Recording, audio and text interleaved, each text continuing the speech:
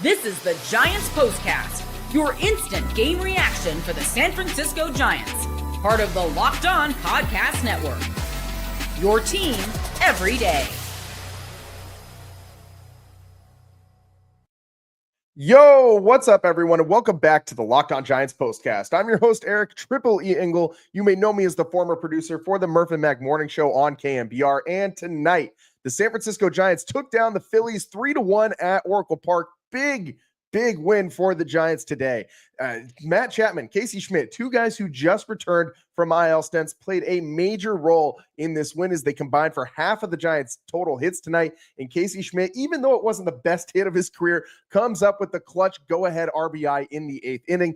Landen Roupp, up and down night, but overall, for him to only give up one run was very impressive to me. The bullpen was also very lights out for 4 innings. Landen Roupp and Hayden Birdsong both not having their best outings in their last consecutive starts, but getting it done. The young arms doing the damn thing for the Giants. And Camilo Doval settled in nicely in the 9th inning and locked down the save after a sketchy start and making all of our heart rates go through the roof. And with the win, the Giants have now won 3 games in a row. We'll break it all down, but first, I want to thank all of you for watching us on the Locked On Giants YouTube channel. Please, if you aren't already subscribed, hit that subscribe button right now.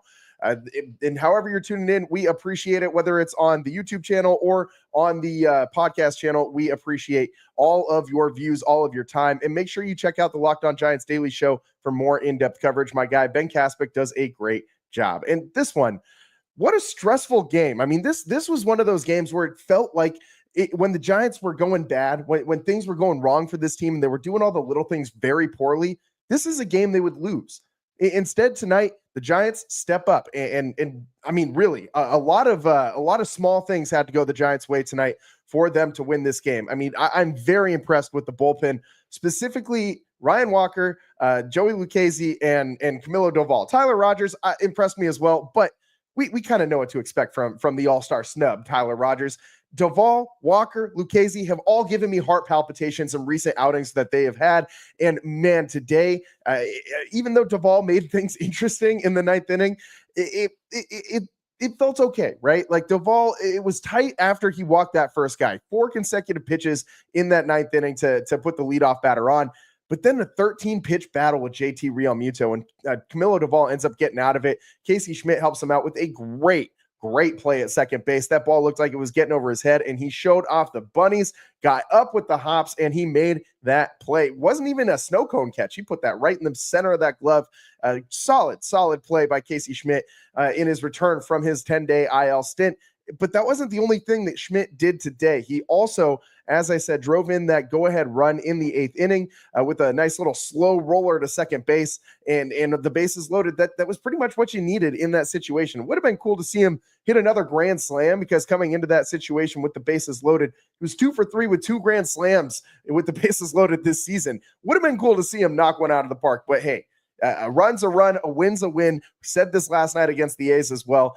However the Giants can win games right now, you'll take it. I mean, the team is still trying to dig themselves out, in my opinion, out of that nice little slump that they had when they were losing to the White Sox and the Marlins and teams like that.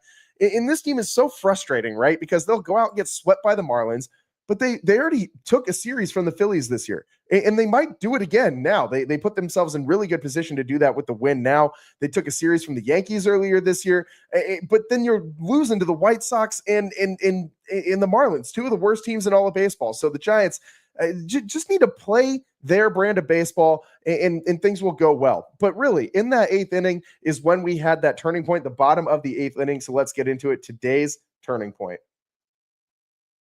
Time to reveal where the game was won or lost. It's the turning point. And sorry that if the show's a little different tonight, like it was a little slow to get started. I'm having major technical issues tonight. And also StreamYard, which we use to broadcast our show, has had a complete makeover. So I'm like trying to find where all my sounders are for everything. So bear with me while I get adjusted to this new layout. But tonight's turning point. Bottom of the 8th inning, Willy Adames up as the leadoff batter. He gets drilled. And I mean, for this to happen continuously as much as it has with the Giants. Like I don't even know. Like it frustrates me. And I know the Giants players look very frustrated every time that someone gets hit. I'm just waiting for something to pop off because these guys are just so tired of getting plunked. And Willy Adames did not look very happy to get hit by that pitch. But in this situation, you obviously know that Kerkering was not trying to hit anybody. He was, it's a 1-1 game. You don't want to put the leadoff runner on in the bottom of the 8th inning in that situation. He absolutely was not trying to hit Willy Adames. Breaking ball just got away from him. But for the Giants, this paid big dividends. Matt Chapman then comes up, and after a little battle, he drives the 7th pitch of the at-bat through the hole on the right side of the infield, and that was a great piece of hitting by Matt Chapman to pick up his 3rd hit of the day. And then Wilmer Flores gets drilled by a pitch too. So you have 2 more Giants in today's game getting hit by pitches. But that was a pretty okay outcome in that situation. Again, another breaking ball that just got away from Kerkering, the same kind of situation. Wilmer then loads the bases after he gets hit by that pitch, which set up the Casey Schmitt ground ball to short, and which Trey Turner didn't have any play other than to just go to second base. Willy Adames scores on the play. Chapman moves over to third, and Schmitt safe at first because that ball was hit so softly. Then Jung-Hoo Lee hits a rocket down the first baseline, and Bryce Harper made a great play on the ball, just knocked it down, was able to pick it up and fire home, but the throw was offline, and Matt Chapman is safe on the play. That I felt like was a big play for the Giants to kind of give Camilo Doval a little bit of breathing room, especially after what we saw from him last night. So the Giants do their job in the 8th inning after really coming up short all day long. They still, despite scoring those 2 runs, in the bottom of the 8th inning, they did not pick up a single hit with runners in scoring position. Productive outs scored all of the Giants' runs today. They're 0 for 9 with runners in scoring position, but hey, you figured out a way to score enough runs to beat the Phillies, and the pitching was dominant. And as I said earlier in the show, Matt Chapman and Casey Schmitt were basically the 2 biggest cogs in the Giants offense today. Chapman specifically with his 3 hits. This guy just came back from being on the IL for damn near a month, and he's picking up right where he left off. We're going to go ahead and make Matt Chapman today's player of the game. This is the Locked On Player of the Game. And you could make a big argument for Casey Schmitt to be today's player of the game as well. Casey Schmitt, obviously, get with that go-ahead RBI. He had a hit and a walk in today's game in his return from the IL. First game back, and that great play at second base. But Matt Chapman, 3 hits, 2 runs. He really set the table all day long for the Giants and gave them an opportunity to win this game, gave the offense a little bit of a spark. And I think it's a really big deal. When Matt Chapman is going good for this team, the Giants win a lot of games. And especially now that Willy Adames is starting to hit again, for those guys to be next to each other in the lineup, and obviously Ramos has been pretty good this year so far, pretty consistent, probably the most consistent offensive player for the Giants. But today, 0 for 4 with 2 strikeouts. It's not really what you want to see. But still, I'm liking the way this lineup is shaken up now that the Giants are actually finally healthy. I think this is a big deal. I'm not saying we're going to blame the entire skid that they had last month on Matt Chapman and on Casey Schmitt, but having these guys back, both of them, I feel much better about this infield. The way that it's composed, the way this lineup looks, I feel so much better having Matt Chapman and Casey Schmitt in this lineup. And you look at their Baseball Savant page, you look at what they've done, and they profile is very similar hitters. Obviously, Matt Chapman, a little bit more experienced, I would say, than Casey Schmitt, and draws a lot more walks, has a lot better plate discipline. Matt Chapman, 96th percentile in walk rate in all of Major League Baseball. But both of these dudes hit the hell out of the baseball. Both guys have over 91 mile an hour average exit velos. Matt Chapman's is damn near at 94 miles an hour, 93.9. That's 97th percentile in all of Major League Baseball. His hard hit percentage, 50.9. His bat speed, 75.0. All of these things are near the top of Major League Baseball. And he doesn't chase pitches. That's something that Casey Schmitt could help his game out if he learned how to be a little bit more disciplined at the plate. But still, both of these guys, the old adage, swing hard in case you hit it, both of these dudes do that often. And when they do make contact, most of the time, they're drilling the ball. Casey Schmitt obviously didn't do that in his last at-bat that he had today. But nonetheless, it was a productive at-bat, a productive situation, a productive out for the Giants. And this one was tight. Like I said, I mean, the Phillies starter today, he was very, very, very, very, very good. Sanchez went 7 innings tonight, and really, I mean, it did not feel like the Giants could do anything against him. They had an opportunity in the the bottom of the second inning with the bases loaded and nobody out, and Sanchez was able to work around that with only giving up 1 run. Did not give up a hit with nobody out and the bases loaded. Matos had a productive out to drive in a run, and the Giants couldn't score again. And that was kind of the situation all day long while Sanchez was in the game. Bottom of the third, second and third, can't score. Top 5, Adames, or bottom 5, Adames doubles, can't score them. And the Giants had runners on base a lot in this game. It felt like they just could not find a way to get anybody around and get them in. But the 8 hits for the Giants, he only had 1 walk today. I would like to see this team work some more walks. I think that you need base runners where you can get them. And certain guys in this lineup look a lot better once they're drawing walks. Like Jung-Hoo Lee needs to kind of lock in and focus on his strike zone, in my opinion. He's swinging and missing at pitches in the strike zone as well, which is concerning to me. This is a guy that doesn't swing and miss at a whole lot. You saw him in his at bat where he ended up with that RBI on that ball that he hit to Bryce Harper down the first baseline. You saw him swing and miss at a pitch that was, I mean, just a fastball right down the middle, a fat pitch, and he just swung through it. I mean, you rarely see that from a guy like Jung-Hoo Lee. And so that tells you just about all you need to know about how he has been playing lately, or at least hitting. He's just not himself at the dish right now. And the rest of the Giants team, it's been up and down. And he seems to be the last piece of this puzzle to try and pull himself out of the slump. Devers has been coming around a little bit. Another hit today for him. Adames, we talked about him the last couple shows. He continued to hit very well today. Another extra base hit for him, a double. He also scored that go-ahead run after getting plunked. And Matt Chapman, though, really led the way with the 3 hits offensively. 3 for 4 night for Matt Chapman. Couple of runs, really setting the table very well for the Giants all night long. And the 3-1 win is their 3rd win in a row. Gets the Giants to 50 total wins on the season before the All-Star break. I know we've been frustrated with the way this team has been playing up until the last, half week or so, up until the end of this past week. But if I told you at the beginning of the season the Giants would hit 50 wins before the All-Star break, I think you'd probably take that. I mean, this is a team that was projected to be under 500 this year by almost every sports book across the country. I know most Giants fans felt a little bit better about the team than that going into this year, but just something to be aware of. Like, yes, they have had some ugly losses lately. They're still 8 games above 500. If they keep this pace, they're probably going to be a playoff team. Like, they will squeak into that wild card. The NL is very, very, very competitive right now, but with that extra wild card spot, I have no reason to believe that the Giants are not going to continue to win games and get themselves into the postseason. So big win for the Giants tonight. And on the other side, we got to give some credit to this bullpen, to Landen Roupp. They played a hell of a game. That's what's coming up next on the Locked On Giants Postcast.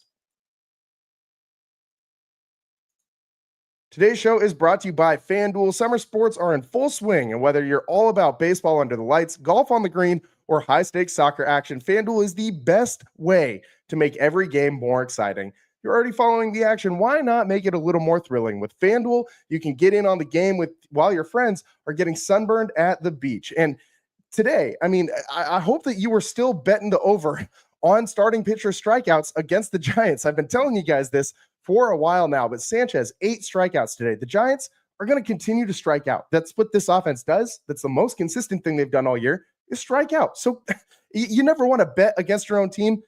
But if you're looking to make some money, I would highly advise betting the opposing starting pitcher over on strikeouts. Whatever the line is, I don't care. I'm taking the over on it. And if you're new to FanDuel, it's the perfect time to sign up. New customers can bet just $5 and get $150 in bonus bets if your first bet wins. Open the FanDuel app today or visit FanDuel.com to get started. And today's show is also brought to you by OpenPhone. If you're running a business, you know that every missed call is money left on the table. Think about the last time you had a service emergency, like a burst pipe. If the plumber didn't answer the first one that you called, did you wait for them to call you back? No, you texted the next one, you called the next one. And that's why having a reliable business line is so important.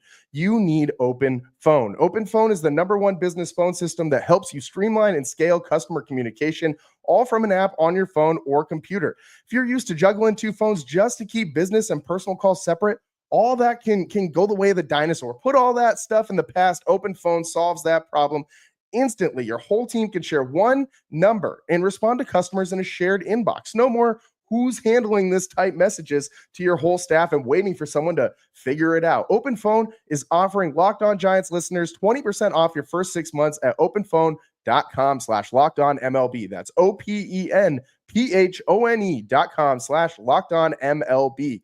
And if you have existing numbers with another service, OpenPhone will port them over at no extra charge. OpenPhone, no missed calls, no missed customers. Welcome back to the Locked On Giants Postcast. I'm your host, Eric Triple E Engel, and tonight the Giants get it done against the Phillies 3-1. And as weird of a day as this was for Landen Roupp, he had base runners all day long, but worked around them very, very efficiently and still managed to hold this team to just one run. And this Phillies offense is potent. We know this. Landen Roupp has not been having his best baseball performances lately. I mean, he's not been terrible as of late, but his last couple games has been a little rocky. Today, he does a very good job of limiting base runners or limiting the scoring once he had traffic on the bases. He gave up 4 hits, 2 walks in his 5 innings pitched. That's 6 base runners in 5 innings. It's obviously more than you'd like to see in that stretch of time. And he only had 3 strikeouts. But you know what he did do very, very, very well was get productive outs where they were, or get the smart out where they were. He got 7 groundouts today, only 1 flyout. This is back to the type of Landen Roupp that we saw in the beginning of the season, that we saw at the end of last year. A guy who's utilizing that sinker and getting a lot of groundouts with it. This is what he does when he's at his best. He's not Logan Webb, but he's like a baby Logan Webb. He does work that sinker changeup combination very, very well. That curveball, he can also get some ground balls with that one if it's working how it's supposed to. He's been kind of hanging that curveball in some starts lately, but I thought the curve looked a lot better today than it has in recent weeks. I also think that changeup looked pretty damn good today too. He threw 31 curveballs, 19 changeups, 43 sinkers. So Landen Roupp, very, very, very solid on the mound today. Only an 88.4 average exit velo. In the curveball, 80.9 average exit velo. That curveball looked awesome today. I mean, he didn't get a lot of swings and misses, like really did not today. He only had 4 total swings and misses. But when guys were hitting the ball off of him, it was all soft contact. It was all easy plays for the Giants to make for the most part. And as I said, limiting this Phillies offense to just 1 run through 5 innings of work, I will take that any day of the week from any starter on this Giants staff, especially with the way the bullpen has been going. And as I kind of mentioned earlier in the show, we really got to give some credit to this bullpen. Ryan Walker, Joey Lucchesi, Camilo Doval, all guys that have given us heart palpitations in their recent outings. Today, they were pretty solid. Camilo Doval did give us a little bit of a scare walking that first batter that he faced on 4 consecutive pitches. But Ryan Walker, Joey Lucchesi, Camilo Doval, and Tyler Rogers combined for a shutout, 4 innings. They only gave up 2 hits between the 4 of them and 1 walk. So very, very, very solid all the way around for this Giants bullpen. And I think that's what you're going to be talking about after this one. This is what you'll be talking about. And what you're going to be talking about, what I'm going to be talking about, at least after this one, not just the return of Matt Chapman and Casey Schmitt and how impactful they have been on this team, but this bullpen getting back to what it was doing earlier in the season is paramount for the Giants' success this year. I mean, this is an offense that we know is not going to score a lot of runs. Starting pitching staff is going to limit other teams pretty often. Like you don't have too many blow-up games from the starting pitchers on the Giants right now. I mean, you got some bumps in the road for Hayden Birdsong. You got some bumps in the road for Landen Roupp sometimes. That's going to happen with young arms that are still trying to build up stamina to pitch a full 162-game season. It is a grind for these young arms who have not really done this so much in their career to this point. But the bullpen is going to be heavily relied upon going forward and in the second half of the season as these young arms start to press and start to get tired. It is going to be essential for this bullpen to continue doing what it was doing. You look at what they did last month, and they took a step back last month. They were not what they were the first 2 months of the season. They were ranked 17th overall in ERA in the month of June after being ranked 2nd in both March/April and in May. They were the number 1 ERA bullpen coming into the month of June.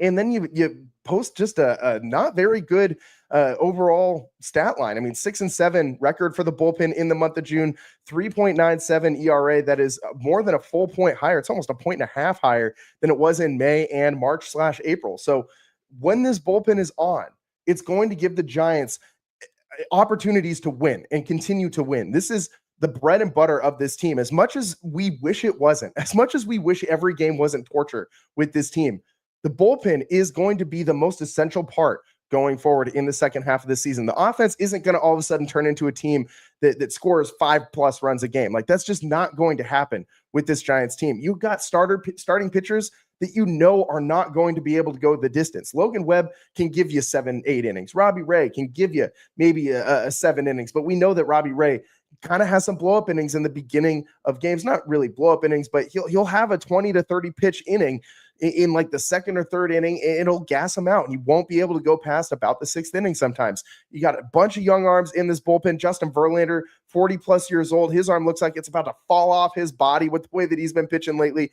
The bullpen is the most key part of this team for their success this season, their continued success.